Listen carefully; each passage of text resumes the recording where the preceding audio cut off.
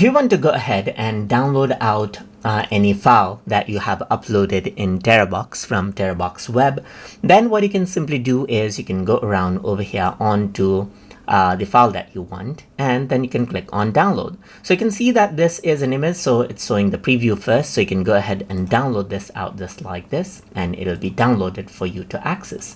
Apart from that, you can also go ahead and right click and simply click on download right here just like this, and you get the option to download just like that, as you can see.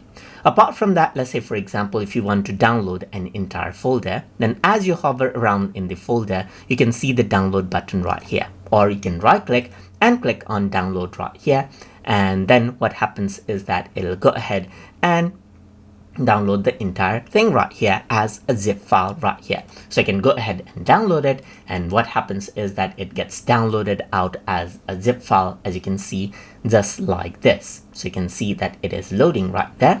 All of the files and the folder structure will be intact when you download it out like this, and then as you open it, you can see that this is what you have. You got the folder structure and everything out arranged. So whatever files you have it intact right there. So that is how you can go ahead and download out your files inside of Terabox. So I hope you guys learned something as always.